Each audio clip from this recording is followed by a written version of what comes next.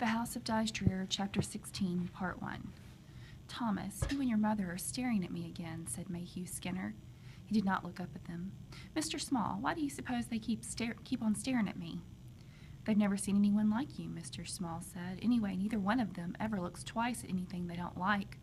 "Well, my goodness," said Mayhew, "I wonder what kind of thing I am." Mrs. Small had to smile. So did Thomas. They looked shyly at Mayhew. Here, Mrs. Small had known him for only a couple of hours, and he seemed like a close friend. Thomas couldn't keep his eyes off him.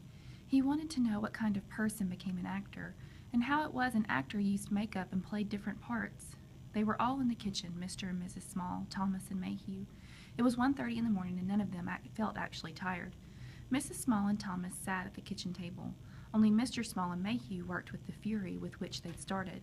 Thomas was scraping the hardened paste off a chair, and Mrs. Small was wringing a hot, wet dish towel onto the tabletop.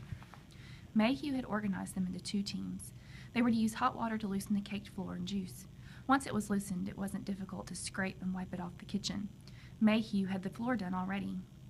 Mr. Small cleaned the refrigerator and the stove. Mrs. Small and Thomas had done less because they had to watch Mayhew, and they had to listen to what he was saying. He hadn't stopped talking since he'd come back from taking Pesty home. He still had a good part of the false beard hanging from his face. He had put the wig back on his head. Looking at him, covered with perspiration and dirt from all the mess, Mrs. Small couldn't help feeling sorry for him. "Mayhew, why won't you take off your jacket? It'll be filthy. That wig must be terribly hot. Take a break, both of you, before you get sick." "Listen to Mother," said Mayhew to Mr. Small. "There she goes, trying to change me already. Why do they always try to change us?" "Because we're so perfect, naturally," said Mr. Small. "That's right," said Mayhew. "No, they can't stand perfection, can they?" "Both of you are just devilish," said Mrs. Small. Then she became serious suddenly. "Mayhew, how soon do you intend to leave here? Won't you stay a while before going back to the city?" Mayhew looked at her fondly and then turned away from her before he began to joke with her again. "There she goes again," he said. "If I stay here one day too long, she'll have me enrolled in that college before I know what hit me." "No, I wouldn't," she said. "Have you ever been to college, Mayhew? You might like it. I hear they have a fine drama department at the college." Mr. Small laughed.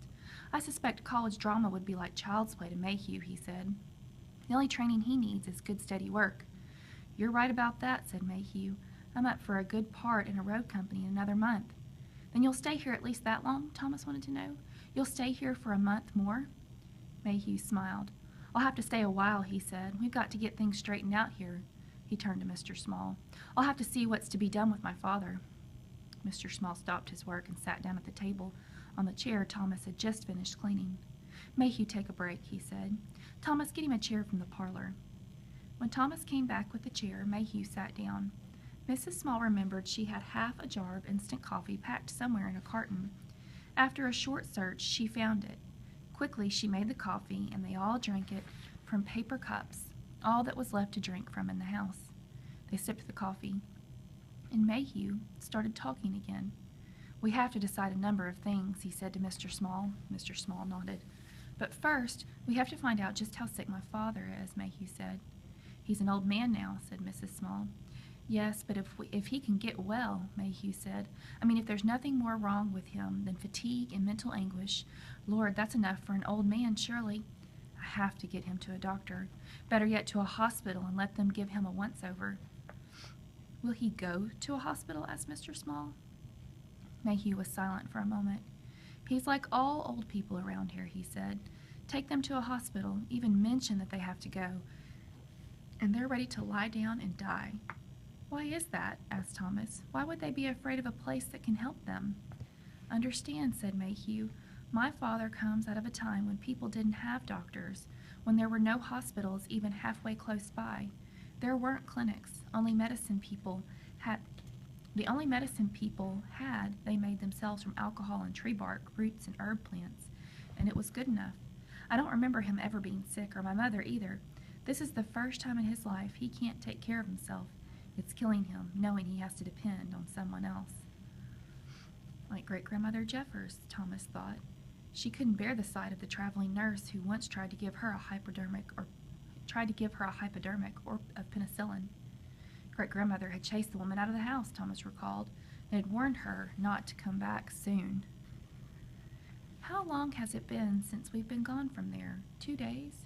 Just 2 days we've been here? Seems like a year."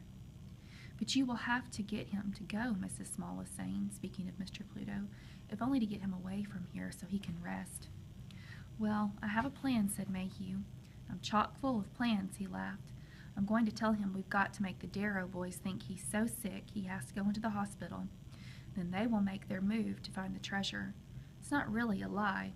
Once they see him leave, they'll be over here under cover of darkness before you have time to blink." "I'm going to call Carr as soon as it's morning," Mayhew said. "He'll have to make arrangements to put Father in the hospital." He glanced around at them sitting there. "You folks are going to have to do for Father because no one can know that I'm here." "What do you want us to do?" asked Thomas. "Everything," said Mayhew. "I'm going to hole up in that treasure house of old Mr. Drear's until it's time to come out. First off, we will make a show of getting Father to a hospital. We could take him by car, but I think we'll call an ambulance.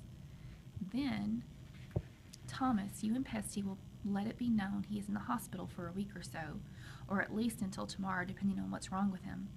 "I get it," said Thomas. "You want them to think they've got to move tonight. The night that's coming, because they can't be sure Mr. Pluto will be in the hospital more than 24 hours. "Right," said Mayhew. I want to get the Darrows here fast before they have time to think too much about it. I'm going to have Pesty let them know Father became very excited, making himself sick over something Mr. Small found belonging to old Drear." "Oh, I don't know," Mrs. Small said pensively. "Are you sure we're doing the right thing? Shouldn't we just call the police on them and have the law reprimand them good and leave it at that?" Mayhew glanced at Mr. Small, and Mr. Small nodded ever so slightly. "Martha, there's more to it," Mr. Small said. "There are things you don't know about. Let Mayhew do it his way." As a reader, I'm going to stop and just kind of question that, because I don't what are the things that we don't know about? What is it that Mayhew and Mr. Small need to handle with the Darrows that the law can't handle? Thomas was about to ask what it was they didn't know. So was Mrs. Small, but Mayhew turned away from them in that sad, alone way he had. In the last couple of hours, Mrs. Small had seen him do this many times, as though there was something weighing heavily upon him. Whatever it was, she knew it was not her business to speak of it. Thomas understood this too. There was some secret, he imagined, that involved Mr. Pluto, Mayhew, and the Darrows. His father knew about it. How was it his father always knew more than everybody else, he wondered. Mayhew couldn't have told him anything more than what he had told all of them, because they'd been together, all of them, from the time Mayhew returned from taking Pesty home. So then, Thomas thought, it's something Papa has figured out from what has already happened. I'll have to wait and find out, if I'm ever to find out.